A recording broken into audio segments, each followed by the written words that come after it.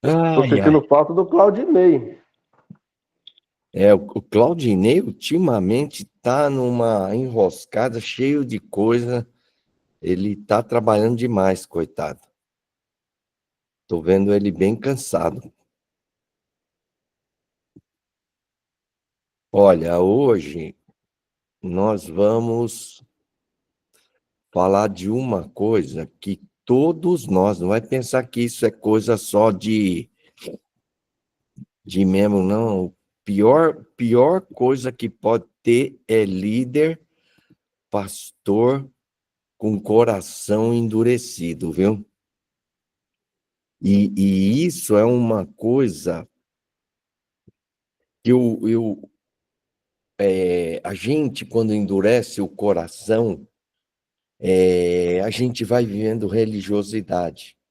Então, eu sei que cada um de vocês são pessoas responsáveis, dedicadas, que se sacrificam, que se doam, mas é possível você estar fazendo tudo isso e, com o tempo, o ministério, a vida cristã, o coração vai endurecendo. A gente vai passando por lutas, por provações, perseguições, né? Eu digo que no ministério eu recebi, assim, eu não recebi muitos tapinhas nas costas, Massal, você é um cara legal. Eu recebi muitos tapas na cara. E, e, e o ministério, se você não tomar cuidado, ele vai se voltando contra você. E você acaba endurecendo o coração e fazendo tudo que você faz, porque você é uma pessoa responsável, né? Mas é possível você estar fazendo tudo isso com o coração endurecido. Então, eu quero que você reflita, esse estudo é especificamente para você. Então, o coração endurece quando negamos o pecado e desprezamos a disciplina, e aqui a disciplina é disciplina de Deus, ok? E o texto que nós vamos meditar é Hebreus 12, versículos 4 a 13. Hebreus 12, 4 a 13 diz o seguinte: ora, a vossa luta contra o pecado, na vossa luta contra o pecado, ainda não tendes resistido até ao sangue. Olha como é que é forte essa expressão. Não tendes resistido até o sangue. Quer dizer, assim, coisa resistido para valer mesmo. E estáis esquecido da exortação que, como a filhos, discorre convosco. Filho meu, não menospreze a correção que vem do Senhor, nem desmaies quando por ele és reprovado. Então, aqui está citando um texto, né,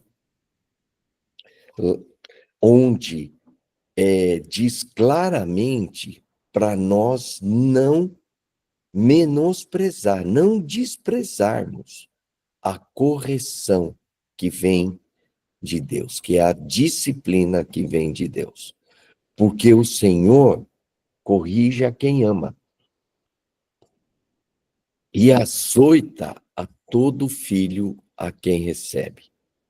É para a disciplina que perseverais. Deus vos trata como filhos, pois que filho há que o pai não corrige?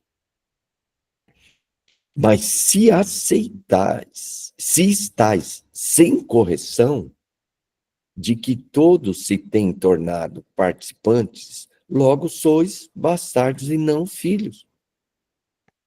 Além disso, tínhamos os nossos pais segundo a carne, que nos corrigiam. e os respeitávamos. Não havemos de estar em muito maior submissão ao Pai espiritual, e então viveremos, pois ele nos corrigiu por pouco tempo, segundo melhor lhes parecia. Deus, porém, nos disciplina para aproveitamento, a fim de sermos participantes da sua santidade. Então, a disciplina de Deus é para produzir santidade em nossa vida. Toda disciplina, com efeito, no momento não parece ser motivo de alegria, mas de tristeza.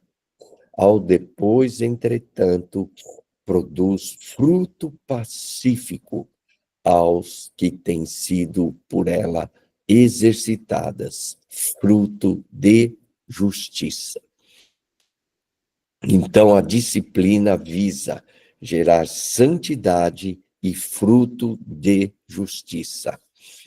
Por isso, restabelecei as mãos descaídas e os joelhos trôpegos, e fazei caminho retos para os pés, para que não se desvie o que é manco, antes seja curado. E uma introdução. Nós estamos vivendo numa geração, num tempo, onde o pecado tem sido cada vez menos reconhecido. E a disciplina de Deus, pior ainda, cada vez menos percebida. Então, nós estamos vivendo tempos onde não vamos pensar nos outros, vamos pensar na gente mesmo, onde a gente não está mais percebendo os pecados e nem a disciplina de Deus. Para um pouco e pensa. Quando é que você viu a última vez a disciplina de Deus na sua vida? Quando é que foi a última vez que você pode dizer assim, olha, o Senhor me disciplinou aqui porque ele estava querendo gerar santidade e fruto de justiça? Quando é que foi? Sabe, nós não estamos enxergando a disciplina de Deus. Será que Deus não está nos disciplinando? E será que ele está disciplinando assim uma vez por mês, uma vez por ano? Olha, eu creio que a disciplina de Deus é diária. Todo dia o Senhor está nos corrigindo. E não estamos percebendo. Muitos cristãos confundem disciplina com ataque do inimigo e estão insensíveis à voz de correção de Deus. Então, muitas pessoas estão achando que é demonizar, né, a disciplina de Deus. Dizer, não, é o diabo que está atacando. E às vezes não é. É Deus te corrigindo. E esse estudo, então, ele é um chamado a uma restauração espiritual, a uma luta, a uma resistência ao pecado até o sangue. E uma compreensão da disciplina como uma expressão do amor de Deus por seus filhos. Quer dizer, como diz lá, Deus corrige a quem ama. Quer dizer, se Deus não está te corrigindo, será que Deus não te ama? Ou você é um filho bastardo? Então, vamos refletir hoje nesses pontos. Tratar o pecado é o propósito central da disciplina de Deus. Então, quando a gente lê esse texto, nós temos que estar em mente que Deus ele está falando do pecado, não resistiu até ao sangue, mas ele está falando muito da disciplina e comparando a disciplina de um pai com a disciplina de Deus. Então, nós temos que entender que essa disciplina, o foco dela é trabalhar o pecado na nossa vida. Então, nos disciplina para aproveitamento, a fim de sermos participantes da sua santidade, produz fruto pacífico de justiça nos que têm sido por ela exercitados. Hebreus 12, 10-11. A disciplina de Deus não existe por outra razão senão tratar o pecado. E o que é tratar o pecado? Não é tirar só o pecado, mas é gerar santidade e fruto de justiça. Toda correção divina tem como objetivo principal tratar, confrontar, eliminar o pecado presente em nossas vidas e produzir o fruto de justiça. Deus não nos disciplina aleatoriamente ou apenas para nos fortalecer moralmente. Ele disciplina porque há um pecado em nós que precisa ser corrigido. Então, coisas estão acontecendo na sua vida, não pensa que elas são aleatórias. Muitas coisas hoje estão acontecendo com você, é a mão de Deus querendo disciplinar, corrigir pecados, comportamentos, atitudes na sua vida. Contudo, vivemos como se o pecado não estivesse presente. É como a pessoa vive, assim, como eu costumo fazer, você para, pensa, oh, será que tem pecado na minha vida? Né? Porque a sensação que a gente está vivendo não tem pecado nenhum. E isso não é verdade. Então, nós estamos vivendo como se o pecado não estivesse presente na nossa vida. Toleramos o pecado. No começo é isso, nós toleramos, aí vamos nos acostumando com ele. E aí o mais grave, já nem mais percebemos o pecado em nossas vidas. Aí a coisa ficou feia, né? Você já não percebe. E é isso que está acontecendo nesses tempos na igreja. As pessoas não estão mais percebendo o pecado em suas vidas. Essa falta de sensibilidade ao pecado nos separa de Deus, nos afasta da fé viva e nos adoece espiritualmente. Resultado disso aqui, ó, é um coração endurecido.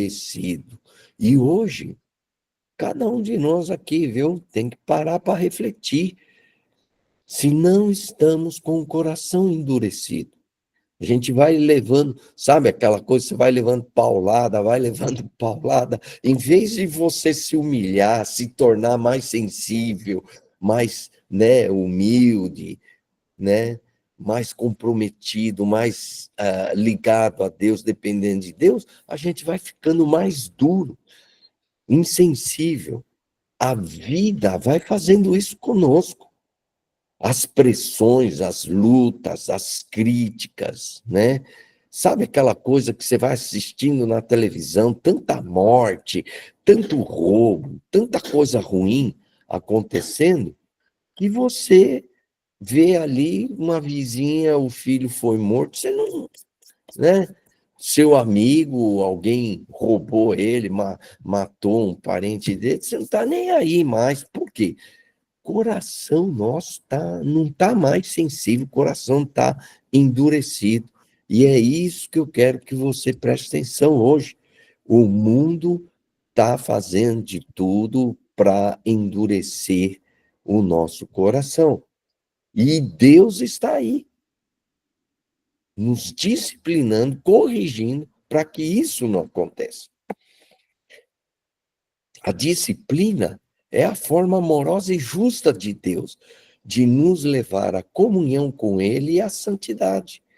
Cada disciplina que enfrentamos visa santificar áreas corrompidas pelo pecado, para que cada vez mais nos tornemos semelhantes a Cristo e geremos frutos de justiça. Então, Deus está disciplinando porque Ele te ama. Deus está disciplinando porque você é filho. A pergunta é: será que eu estou vendo essa disciplina de Deus? Então, sem disciplina, não há confrontação contra o pecado. Sem confrontar o pecado, não há como você. Se você acha que você não pecou, não vai ter arrependimento. Sem arrependimento, não há transformação. E sem transformação, não há santidade. Gente, se você não está enxergando a disciplina de Deus hoje na sua vida, eu cheguei à conclusão, alguma coisa está errada na forma como nós estamos vivendo. Nós perdemos a nossa sensibilidade ao pecado e estamos cegos à disciplina de Deus. Enfim, a disciplina de Deus visa nos corrigir, nos transformar, nos levar à santidade e gerar frutos da justiça. Não existe disciplina sem a presença de um pecado a ser tratado. Correção de Deus não é punitiva, mas sempre corretiva e restauradora. Então, nunca pense, Deus está me castigando, isso Deus está pesando a mão dele por causa disso, como se Deus estivesse te punindo. Não, Deus não pune, Deus nos corrige e nos restaura. O exemplo, o espinho na carne de Paulo. Aquilo foi uma disciplina de Deus para o quê? Para tratar da sua soberba. Olha o que diz o texto de 2 Coríntios 12, 7. E para que não ensoberbecesse com a grandeza das revelações, foi-me posto um espinho na carne, mensageiro de Satanás, para me esbofetear. Qual era o propósito? A fim de não me exalte, de que não me exalte. Então, o espinho na carne de Paulo era o quê? Uma disciplina de Deus para que, tratando o orgulho. E eu costumo dizer o seguinte, se Paulo na história da igreja foi um dos homens mais maduros espiritualmente, mais cheio de Deus, mais cheio do Espírito Santo, mais cheio de Cristo, né? Um dos homens mais ungidos, né? Dentro da história, curava, revelações, tantas coisas Paulo tinha, né?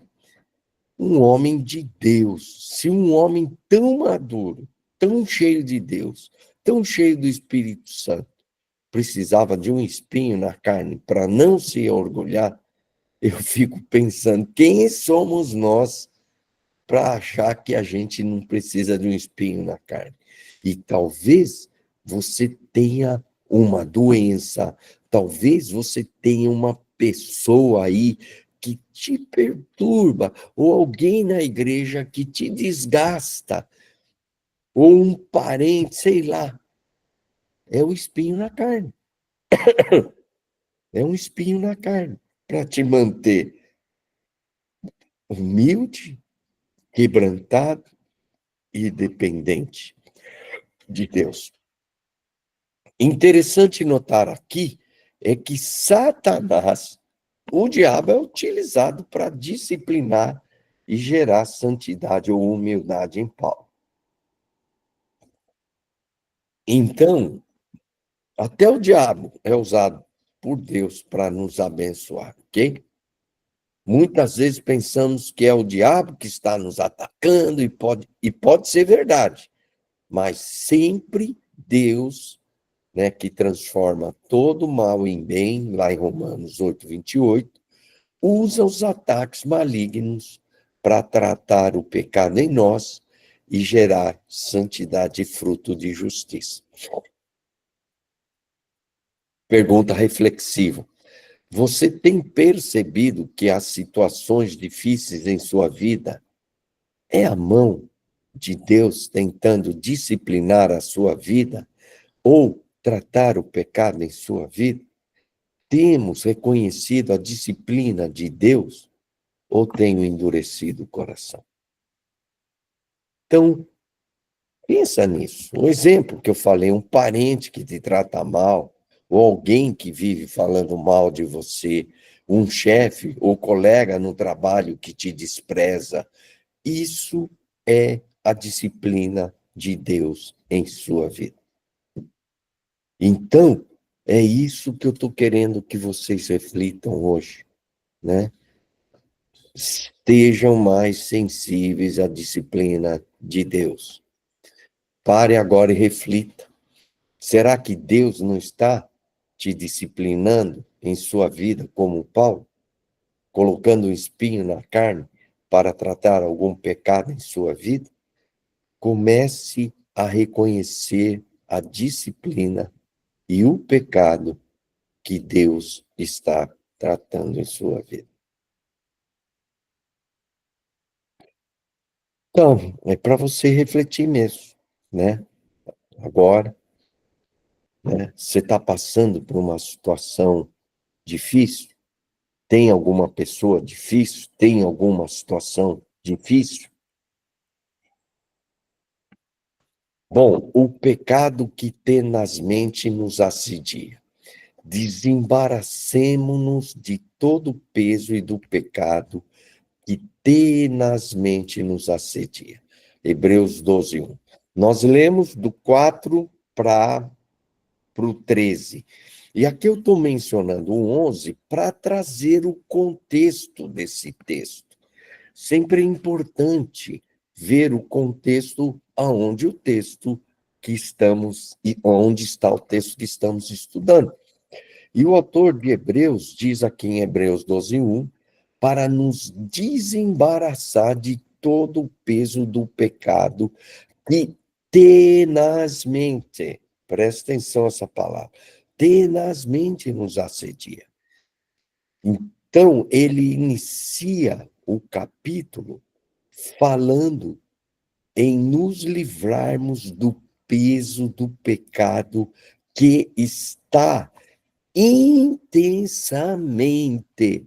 Pecado não vem de leve, não. Pecado, ele está intensamente nos assediando. E está nos assediando intensamente, o quê? Uma vez por ano, uma vez por mês, uma vez por semana? Não, todo dia. Todo dia o pecado está, não é nos assediando, está intensamente nos assediando. Isso significa que o pecado, ele é persistente, envolvente, e ele se disfarça de coisas inofensivas. Ele se faz de inofensivo, de inocente, de puro, mas ele não é, não. Ele é pecado. Elimina nossa resistência aos poucos, com pequenas concessões, justificativas e racionalizações. Então, a coisa vai batendo, vai acontecendo todo dia, devagarzinho, até que você começa a achar normal, natural ser assim, como aquela pessoa que está sempre se irritando, sempre falando alto, sempre gritando, pegando no pé das pessoas, achando que não está pecando mais. Isso é normal. Não, eu não estou nervoso, eu não estou irritado. É que eu sou sincero, esse é o meu jeitão, eu sou assim mesmo. Um amigo meu, a filha dele estava pegando no pé dele, né? O cara é mais velho que eu até. Aí ele falou assim, benção, filha, pau que nasce torto, morre torto. Em outras palavras. Aí eu não vou mudar, não. Eu sou assim mesmo, acabou e não vou mudar. Não é. Nós não podemos, se está errado, nós não podemos aceitar. Nós não podemos aceitar o pecado na nossa vida. Esse negócio de pau torto morre torto, esquece. Você tem que lutar até o sangue, dar o sangue, né? Quer dizer, até quase a morte para eliminar o pecado. O pecado, ele é persistente, insistente, estratégico e sutil. Ele nos cerca diariamente com ofertas, tentações, pensamentos, atitudes e hábitos que parecem normais e puros, mas lentamente minam a nossa sensibilidade espiritual. Então, é isso, cuidado, cuidado, porque o pecado ele vem ali, sabe, aquela coisa batendo, batendo e vai o quê? Quando bate o tempo inteiro vai gerando calo, né? Sabe aquele lutador de judô, karatê, kung fu, ele fica batendo, dando soco numa madeira, num tronco, na parede, até formar calo. E o pecado é assim, ele vem, vai batendo até formar calo. E o que é o calo? É uma região que se tornou insensível à dor. E aqui, no caso, insensível, perdeu a sensibilidade espiritual. Então, o texto revela que o pecado nos persegue de maneira persistente. Interessante, né? Um texto fala tudo isso que eu estou falando aqui. Desembaracemos de todo o peso do pecado que tenazmente nos assedia. O pecado tenazmente nos assedia, ou seja, nos envolve, nos pressiona, nos tenta insistentemente, sem parar. E isso vai acontecer, né? Você pergunta, até quando isso vai acontecer, Marçal? Vai acontecer até o seu último suspiro. E cuidado antes do seu último suspiro não pecar, né? O cara tá lá no hospital, tá quase para morrer, e aí acaba discutindo com alguém e assim, né? É possível, o cara, a última coisa que o cara fazer é morrer, antes de morrer, pecar, né? Se não formos intencionais em nos desembaraçar, seremos dominados. Então, ali não está dizendo assim, o Espírito Santo vai te desembaraçar. Deus vai te dar uma força, um poder para você se desembaraçar. Que Jesus vai te santificar de uma forma sobrenatural. Né? Não, ele está falando para você se desembaraçar. Quer dizer, é aquela coisa, a palavra, a fé e a graça. Então, qual que é o seu papel? Né? Quando você fala perdão, Deus manda nos ordena a perdoar. Então, você, não importa o que você está sentindo, né? Você perdoa, você decide perdoar pela fé, em obediência a Deus. E aí, quando pela fé você perdoa, né? Deus então vai derramar uma graça curadora e restauradora. E isso é um processo também, né?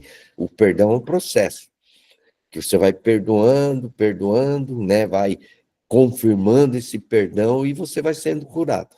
E o pecado, você tem que lutar contra ele. Você tem que se posicionar. Se você não se posicionar contra ele, ele vai te dominar. Então, muitos cristãos estão acomodados, né? Como nós estamos sentados aqui, acomodados à cadeira, nós estamos acomodados ao pecado. Então, nós não podemos nos acomodar, nós não podemos aceitar o pecado na nossa vida. Nós temos que ser intencionais. É uma decisão, parte da sua vontade. Muitos estão vivendo em pecado sem reconhecer que estão em pecado. Tornamos-nos tolerantes, nos enganando a nós mesmos. O perigo achar que está tudo bem e que é normal viver com pecado assim, na prática. Como o pecado tenazmente nos assedia na prática. Orgulho vem disfarçado, né? Eu estou me autoafirmando, mostrando que eu sou eficiente, que eu sou dedicado, mas você está fazendo tudo isso por orgulho. Vaidade, né? Fica lá nas redes sociais querendo se aparecer, querendo mostrar, aí você viu o outro postando uma coisa, aí você também quer postar, quer tudo vaidade. Indiferença à oração e à palavra, você não tem mais vontade de orar, nem meditar na palavra, impuriza nos pensamentos, pensamentos impuros, olhos, o tempo todo procurando, né, mulheres, sensualidade, impureza que você está, o quê? Coisas erradas que você está, não tem jeito, é assim mesmo, você está tolerando, vaidade e competição disfarçada de excelência, né? Na verdade, você quer fazer tudo com excelência, mas é vaidade, é orgulho, você quer mostrar que você é eficiente. Acordo silenciosos com o mundo e com a carne. Nessa expressão, gostei dela. É um acordo silencioso, né? Não está lá audível, escrito, mas você fez um acordo com o mundo e a carne para manter aquele pecado na sua vida. Ira, impaciência no trânsito, no lar, nos relacionamentos, amor ao dinheiro mascarado, né? Não, eu estou fazendo isso para a glória de Deus, né? E quantas pessoas você já viu aí, né? Que trabalha, mas é que ele fala, eu quero ajudar a abençoar a obra de Deus e tal, etc. Mas, na verdade, é ganância, é para a sua soberba, né? Etc. Quando estamos vivendo sem perceber o pecado em nossa vida, isso significa que estamos nos acostumando com o pecado e tratando ele como algo normal. Então, você está percebendo o pecado na sua vida? Por exemplo, ontem, você percebeu sua atitude pecaminosa em certas situações? Se você não percebeu, isso é um sinal que você está se acostumando com esses pecados e tratando isso como algo normal, natural na sua vida. Então, isso está acontecendo com a maioria das pessoas na igreja. E quando isso acontece, o resultado, nos tornamos cegos ao pecado e surdos à disciplina de Deus. Então, a pergunta: em que área estou mais vulnerável ao pecado sutil e recorrente? Tem algum pecado recorrente? Todo dia você está tendo a mesma atitude, a mesma postura, o jeito que você fala com as pessoas, o jeito que você trata as pessoas, a sua esposa, seus filhos, ou o jeito que você faz, quando você anda na rua, toda hora você está procurando uma mulher, está querendo olhar alguma coisa, né, no celular, no computador. Então, que pecado sutil todo dia você está cometendo, que você está mais vulnerável. Exemplo, será que o mundo não tomou conta do seu coração?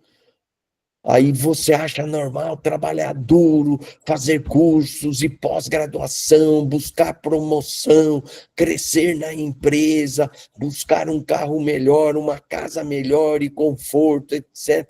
Você acha que é normal isso aí. Tudo isso por si só não é pecado.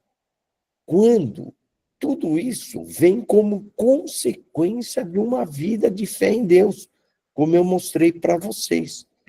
Mas quando essas coisas se tornam o foco da nossa fé, o foco da nossa vida, quando o foco da nossa fé é conquistas terrenas, nós estamos vivendo uma fé, uma vida espiritual distorcida, porque é uma fé, uma vida espiritual egoísta, é uma fé, uma vida espiritual carnal e mundana.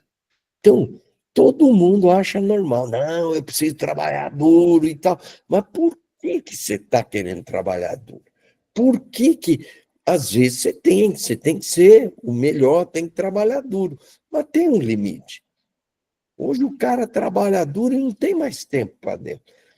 Quando eu fui lá nos Estados Unidos para dar uns cursos de louvor, meu, o pessoal do louvor lá trabalha tanto, trabalha demais. E os caras só vão para a igreja para tocar no dia que eles vão ministrar. Depois, ele quer descansar, porque ele trabalha duro, trabalha em serviço, a maioria dos brasileiros, serviço de mão de obra pesada, em construção, às vezes faxina. Então, essas pessoas acham normal, natural trabalhar duro assim. Mas tudo que a gente faz não é para nós. O que está motivando ela a trabalhar duro assim? Amor a Deus? A glória a Deus? Não. O que está motivando ela a fazer aquilo lá é o conforto dele, é o carro que ele quer comprar, é a casa que ele quer melhorar e tal. Etc. O propósito é egoísta, é carnal e é mundano. Então, todas essas coisas do dia a dia, toma cuidado, porque elas parecem naturais, normais, mas quando a nossa fé, o nosso coração está focado nessas coisas, essas coisas estão dominando o nosso coração. E o que está por trás dessas coisas? Egoísmo, vaidade, cobiça, ganância, orgulho. Vocês estão enxergando isso que eu estou falando? Isso é muito sério. Por quê? Porque hoje essa geração, o pessoal dessa vida cristã vive achando que tudo isso é normal. É o padrão hoje, viver assim. Os cristãos viverem assim. É o normal. Isso não é. Isso é pecaminoso. A motivação interior dessa busca, na verdade, é o orgulho, a vaidade, a ganância, o egoísmo, por trás de toda essa busca de conquista profissional e material. É isso. A pessoa não está percebendo. Essa fonte que está impulsionando ela não é a glória de Deus, não é o amor de Jesus, não é a justiça de Deus. É tudo isso aqui, ó. Orgulho, vaidade, ganância, egoísmo. E isso vem disfarçado de espiritualidade focada na glória de Deus. Eu vejo, tenho amigos que trabalham feito doido, e eles dizem assim: não, só faço para a glória de Deus. Verdade. A gente é experiente, a gente sabe que no fundo, ali ele não está glorificando a Deus, não. Ele está lá, sabe, lutando pelo pedaço de carne dele, como o cachorro que vai lá, o leão que está lutando pela carne dele, o cara está lá lutando pela carne dele, não está fazendo para a glória de Deus. A pessoa se convence de que certos pecados é normal, é natural, pois todos fazem isso, e que também a motivação dele é espiritual, quando na verdade é um engano. É isso que está acontecendo hoje. É isso que está acontecendo. Pare agora e reflita. Será que o pecado que tenazmente te assedia não tomou conta do teu coração de tal maneira que muitas coisas pecaminosas se tornaram normais em sua vida. Irmãos, a coisa está grave, né? São até coisas boas, mas a motivação é orgulhosa, é egoísta, é orgulhosa, é carnal, é mundana. Será que Deus não está te disciplinando, né? Sua vida, colocando empecilhos, doenças como estresse, crise de ansiedade, preocupação excessiva com resultados, associado com seu desempenho e imagem, desgaste físico, você não dorme direito, atrito familiar, atrito no trabalho, etc. Então, o cara tá lá falando que tá fazendo para a glória de Deus e tá com depressão. Não dá para engolir essa, né? Que o motivo dele é espiritual. O cara, né, tá desgastado fisicamente, não tem tempo nem para orar, nem para ir para a igreja, né? Tá fazendo isso para a glória de Deus. Eu não sei se o cara é tão espiritual assim. A gente conhece, né, o coração do homem, né? Ele pode até querer fazer isso para a glória de Deus, mas na verdade ele está vivendo egoísmo, orgulho, ganância, etc, etc e tal. E a vida dele está um rolo. O cara está mal, né? Então tudo isso é sinal que o cara, Deus está falando para ele, sabe? Você passou do seu limite. Você exagerou. Até a gente que é pastor quer ajudar quer falar. Então, eu tenho um amigo que ele, a semana, Marçal, não tem como eu não ficar cansado, estressado. É um que ficou doente, é outro que estava com problema no casamento, e depois um outro aqui que é viciado, tal, não sei o quê, blá, blá, blá. Mas até isso, o ministério levado ao extremo é carnal. Porque você está achando que você é Deus, que você vai salvar o mundo. Ninguém vai. Não é nós que vamos salvar o mundo, é Deus, é Jesus. Então, a gente tem que parar com essa síndrome de salvador do mundo. Porque a gente quer ser o salvador do mundo. Você não é o salvador do mundo. Quem é o salvador do mundo é Jesus. Cuidado. Aí você está ansioso, está em estresse, tá desgaste físico. Você vai dizer que é amor a Deus? Não, é a sua carne. Você está exagerando e Deus está te disciplinando. Abre o olho, porque o que está acontecendo na sua vida não é por acaso. Tem uma razão, tem um motivo. E com certeza é a mão de Deus querendo te disciplinar, corrigir o seu pecado, né? Confrontar o seu estilo pecaminoso de vida. Irmãos, eu vou parar o estudo hoje aqui. Esse estudo é meio intenso, né? Mas também não vale a pena a gente passar correndo, que eu não quero passar informação, mas eu quero, sabe, amolecer, passar óleozinho nesse calo aí, para ver se ele volta a ser mais sensível, né? Porque comece a reconhecer a disciplina e o pecado de Deus, o pecado que Deus está tratando em sua vida. Então, irmãos,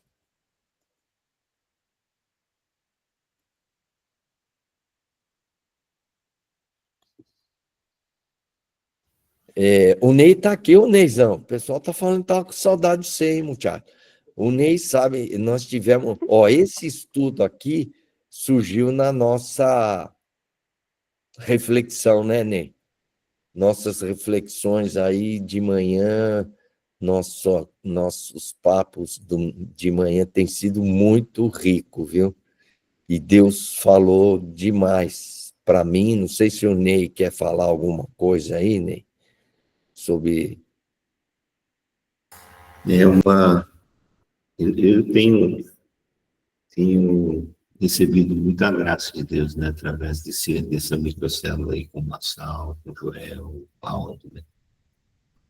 Porque são coisas realmente que o Espírito Santo de Deus vem trazendo através de um e do outro, e no final a gente se sente açoitado, né?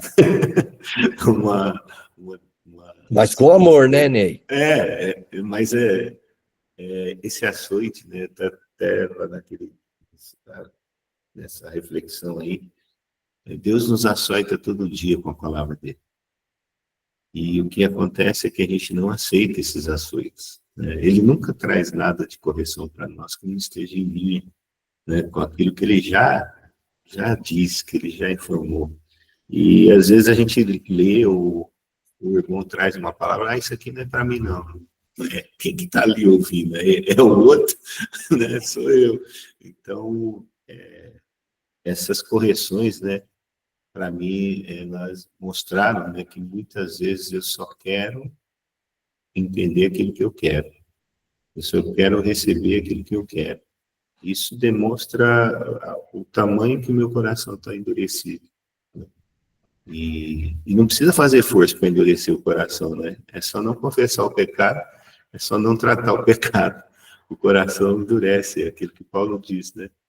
Não deixeis se endurecer o vosso coração pelo pecado, né, que há em vós. Então, é muito profundo isso e a gente não... Confessando aqui, viu, irmãos? A gente pensa assim, não, eu já sou salvo pelo sangue de Cristo, e é verdade, velho, né? Mas eu não confesso que deveria confessar. Eu não abro meu coração contra dessas coisas, né? Então é isso, é um desafio para nós. Para mim foi um choque, né, de realidade. E eu não preciso ficar, né, colocando o meu pecado nas costas do diabo, né? Falar que é o diabo, que é isso, e é interessante isso, porque eu falo que é a oposição do diabo, a oposição do mal, só para aquilo que não dá certo no que eu quero. Só para aquilo que não deu certo. Quando não deu certo, você fala assim, foi o diabo. Mas será que não é você que está querendo aquilo? Né? Essa foi a pergunta que essa reflexão trouxe para mim. Será que não é você que está, né? Ou eu, no caso, que disse que é do diabo porque não deu certo como você queria, né? E será que o diabo tem tanto poder assim, ou tanta autoridade, depois que Jesus disse que ele está por escabelo dos nossos pés, que ele fica armando coisas? Não, está em nós mesmo, né? Está no nosso nome. Olha, eu só assim, o Ney está falando isso, esse estudo aqui, eu acho que nós, igreja, temos que nos levantar e nos posicionar mais forte em relação ao pecado, porque a própria igreja está alisando o pecado. A própria igreja, eu digo nós, né? Igreja, eu estou falando nós aqui, não é os outros. Nós, igreja, estamos alisando o pecado, estamos tornando o pecado como uma coisa normal e legítima na vida da igreja e das pessoas.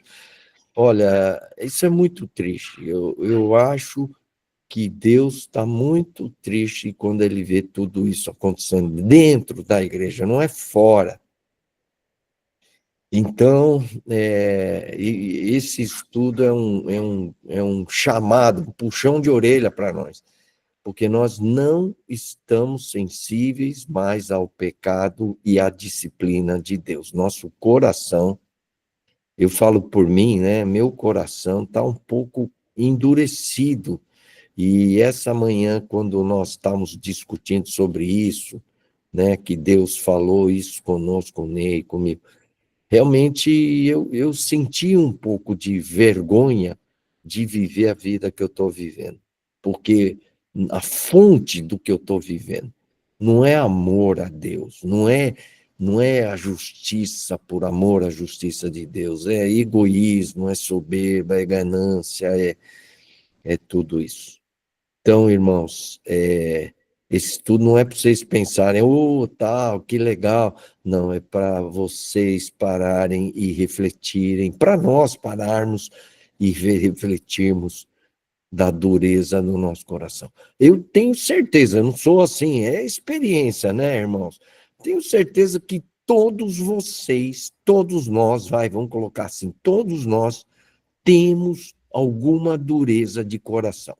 Não acredito que alguém aqui seja santo, tão santo assim, que não tenha uma dureza de coração. Então, eu creio que todos nós endurecemos o coração. E eu gostaria de exortar, porque é amor isso que eu estou fazendo. Exortar vocês, acorda, desperta, fica pensando nos outros não. Porque se nós continuarmos com esse coração endurecido, nossa vida, alguma hora a coisa vai virar doença, sei lá, alguma coisa vai acontecer, porque Deus vai pesar a mão dele, né? Eu acho que quando Deus põe, às vezes, certas enfermidades, é para chegar e falar para o cara, ó, tá vendo? Você precisa parar um pouco, chega, né? Quando é que você vai parar disso? E toda hora a gente está justificando o que a gente está fazendo para Deus. Não, quando é que você vai enxergar que você é um egoísta, você é um orgulhoso, você está sendo movido por pecado? Então, eu acho que esse estudo vem tentar resgatar isso. A gente enxergar dentro de nós que há uma dureza, perdemos a sensibilidade ao pecado e à disciplina de Deus. Deus está diariamente com a voz dele, com a mão dele, disciplinando, e nós não estamos nem aí. Só compartilhar mais uma coisinha, Marcelo, né? Nós estamos refletindo nisso, e a visão que me veio foi visão não, a voz que me veio foi que Deus nos deu um coração de carne, né? E esse coração de carne, ele é flexível, um coração que é aceitável, ensinável. E aí, logo em seguida, né, me veio o texto do Paulo, né, que o coração endurecido é fruto do pecado. E aí me veio uma frase assim mais pesada ainda. Ele fala: você pode tornar o coração que Deus colocou em você de carne um coração de pedra. Né? E depois que nós refletimos nisso, aí eu tive uma visão mesmo, até compartilhei com uma sala de um coração mesmo de carne, o meu coração, um coração de carne, e que estava mais ou menos ficando igual aquele coração que estava ali no começo do slide que o Massal colocou lá, né? Uma casquinha cimentada, e aí veio, né,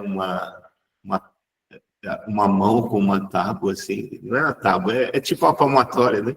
Batendo em cima daquele pedaço cimentado, né? E a voz dizia assim: essa é a minha palavra, é a única que pode tirar, né? Essa é a minha verdade, é a única que pode tirar todo o cimento, toda a dureza do coração de vocês. Então, esse é o meu açoite, né? A voz dizia para mim. Amém. Amém. Eu tenho que sair também daqui a pouco, que eu tenho um encontro com pastores, e eu vou encerrar aqui, 8h01, chegou o nosso tempo. Você quer falar, Orsli? Só queria te fazer Antes, oi? Só queria te fazer um pedido, que você colocasse no grupo essas duas partes aí que você tratou com a gente hoje, porque o nosso grupo de microcélula, a gente vai compartilhando aquilo que você repartiu. Então, a gente tem um encontro na segunda, quarta e sexta. E eu creio que vai ser oportuno para a gente poder estar abrindo o nosso coração. Olha, eu não tenho, quer dizer, eu tenho, na verdade, como mandar um pedaço, mas vou mandar o estudo inteiro de uma vez aqui para você. É que às vezes eu vou corrigindo o estudo, mas eu mando ele agora para você. Posso mandar. Porque normalmente eu vou tirando print, mas aí, como você vai colocando cada vez vai colocando uma parte, eu fico perdido. Então, eu acabo enchendo o computador cheio de print. É só fazer assim, ó, cada vez alguém lembra para o Marçal postar lá, e ele já posta na hora, que aí não esquece. Exato. Glória a Deus. Eu Obrigado. vou mandar o estudo para vocês aí. O Orsley, aproveita e ora por nós aí. Oh, glória a Deus. Obrigado, Senhor, pelo privilégio que nós temos de estar contigo, com a tua igreja. A tua palavra sempre diz que tu amas a tua igreja, a noiva, e nós somos aqueles que, de uma certa forma, fomos escolhidos, porque nós estamos aqui não exatamente pela nossa vontade, mas porque, de alguma forma, o Senhor amoleceu o nosso coração para que a gente pudesse estar aqui. Quero te agradecer imensamente, Pai, por tudo aquilo que tu estás fazendo, edificando a tua igreja, movendo conforme apraz ao Senhor, conforme a vontade do Pai, porque Jesus sempre disse que ele sempre fez a vontade do Pai e continua fazendo. Nós somos gratos, Senhor, e queremos ser disciplinados por ti, ser corrigidos naquilo que for necessário, que o Senhor continue a operar o teu querer e o teu realizar em nós. Guarda a vida de cada um aqui, Senhor, sem distinção. Poderíamos até colocar o Marçal como a pessoa mais importante, mas sei que é o corpo, é a unidade, é aquilo que está no teu coração, Pai. Em nome de Jesus. Aleluia, Senhor. Ô, Marçal, você está em Cascavel mesmo? Estou em Cascavel, rapaz. Na casa do Bertel, estou achando que está na casa do Bertel, tá? Olha lá, a cortina é a mesma, gente. Olha lá. Não, o Berté não é a Cascavel, que é a cidade de Cascavel. O Berté é gente boa demais. Olha, eu fui visitar o restaurante dele. Vou te dizer que restaurante que esse cara tem. Eu conheço já. O que você fez com o Bertel que ele ficou calado hoje? Cuidado, Ó, velho. quem vier a Cascavel tem que vir comer nesse restaurante aqui, que a coisa é boa mesmo. É boa, Pior de boa tudo mesmo. é que eu tô com a barriga Isso é aqui. especial. É especial. Ele saiu de 5 horas da manhã, lá de São Paulo, chegou aqui quase 9 horas da noite. Foi puxado, eu nunca foi. A Azul tá com um monte de problema aí. Irmãos, até mais, hein? Até semana que vem. Deus abençoe. Tchau. Deus abençoe. Tchau.